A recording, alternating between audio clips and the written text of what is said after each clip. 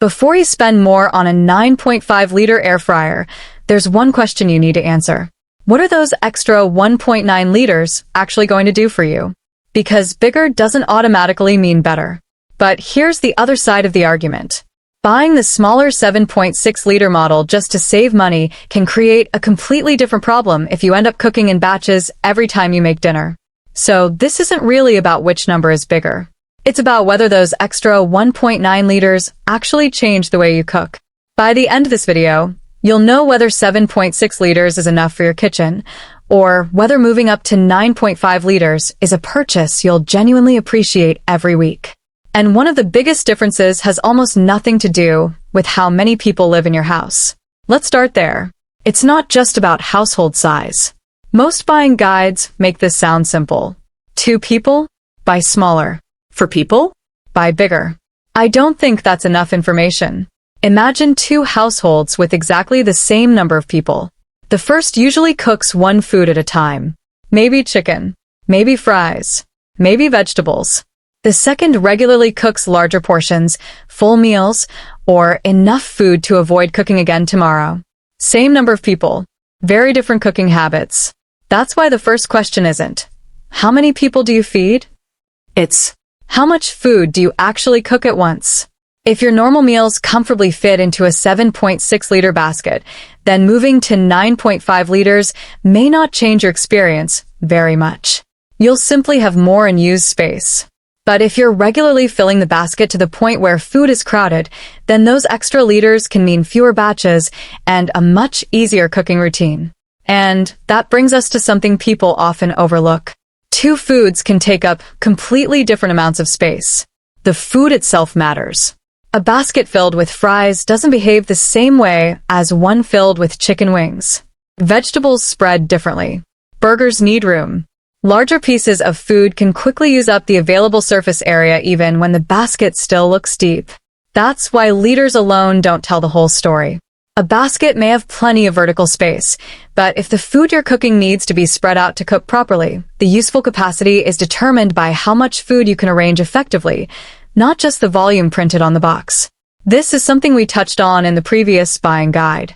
The number on the specification sheet is useful, but it isn't the same thing as usable cooking space. And that's where basket design starts to matter just as much as the number itself. The same number doesn't always mean the same experience. It's tempting to think that every 7.6-liter air fryer will feel roughly the same. The same goes for 9.5-liter models. But the way that capacity is arranged can change how the appliance works in your kitchen.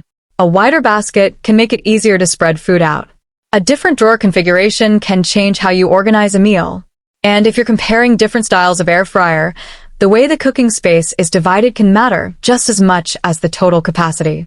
So instead of asking, which one has more liters? Ask, how is that space going to work for the food I actually cook? Because liters tell you how much internal volume the manufacturer is claiming.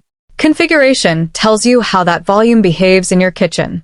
And nowhere is that difference easier to notice than when you have to cook in batches. Will 7.6 liters make you cook twice? This is where the decision starts becoming practical. Let's say you're cooking enough food for everyone in the house. If a 7.6-liter air fryer handles it in one batch, then you've probably got enough capacity. Moving to 9.5 liters doesn't magically make the meal better. But if you're constantly doing this, first batch, wait. Second batch, wait again. Then the larger size starts solving a real problem. Those extra 1.9 liters aren't just an abstract number anymore. They're potentially the difference between one cooking cycle and 2. And that's worth thinking about because you're not choosing between 2 capacity numbers. You're choosing between 2 different trade-offs. With 7.6 liters, you may save money and counter space. With 9.5 liters, you may save time by reducing the number of batches you need to cook. Neither option is automatically better. It depends on which inconvenience you'd rather avoid. And this is where people often fall back on the simplest rule of all. Just buy bigger if you have a family. I'm not convinced that's the best advice. Don't size it by people alone. Family size matters. But how you cook for that family matters more. Imagine a family of 4 making a single large batch of one food. Their needs are very different from a family of 4 preparing chicken, vegetables, and fries together. The first household may simply need enough space. The second may value flexibility much more. So instead of sizing your air fryer by the number of people in your home, size it by the meals you actually make.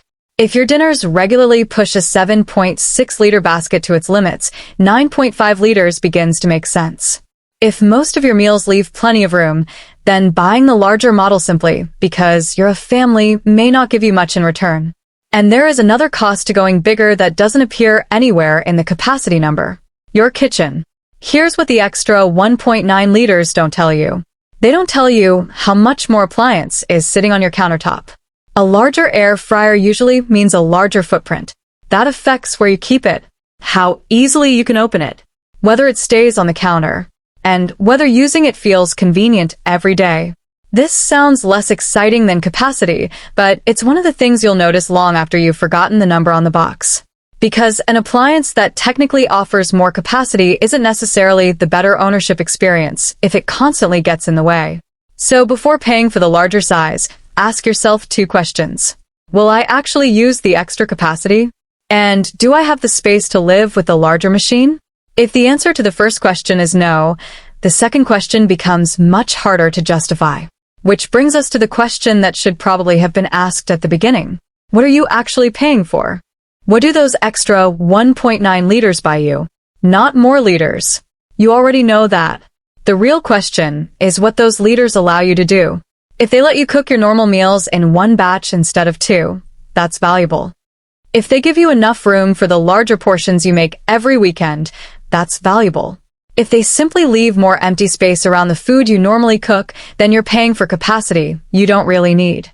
That's the difference between buying a bigger appliance and buying a more useful one.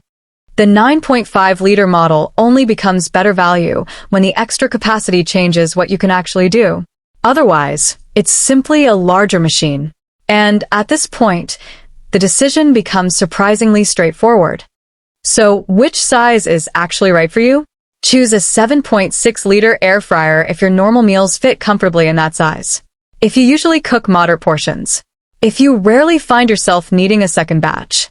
If counter space is limited. And if the price difference matters to you. A 7.6-liter model isn't the smaller compromise if it already handles everything you normally cook. It's simply the right size.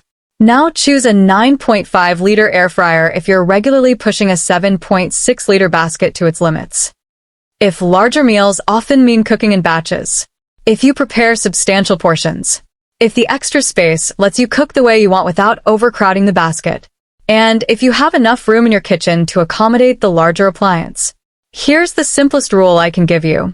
If you can't name the problem the extra 1.9 liters are going to solve, you probably don't need the 9.5-liter model. That's not because it's a bad size. It's because extra capacity only has value when you actually use it. But what if you're buying for the future? What if your needs change later? This is a fair question. Maybe you're cooking for 2 today, but expect your household to grow. Maybe you think you'll start meal prepping. Maybe you'd rather buy once and have more capacity than you need. Those are legitimate reasons to consider the larger size. But I'd still be careful about buying for an imaginary kitchen 5 years from now. Buy for the routine you actually have, unless you already know your cooking habits are changing in the near future. There's a difference between planning ahead and paying for capacity based on a situation that may never happen. And that's really the heart of this comparison. My verdict. So, is bigger actually better? Sometimes, but not automatically. A 7.6-liter air fryer is the smarter choice when it gives you enough usable cooking space without taking up more room or costing more than you need to spend. A 9.5-liter air fryer is the smarter choice when those extra 1.9 liters genuinely reduce batch cooking, handle the meals you regularly prepare, and make your cooking routine easier. The wrong purchase isn't choosing 7.6 liters. The wrong purchase isn't choosing 9.5 liters. The wrong purchase is paying for capacity you don't use, or saving money, and then wishing you had enough. So don't buy the biggest air fryer you can afford. Buy the smallest one that comfortably handles the way you actually cook. If you're leaning toward the 9.5-liter size, check the current price and specifications below before you buy. And if you're still deciding between specific models, watch the next comparison before spending your money.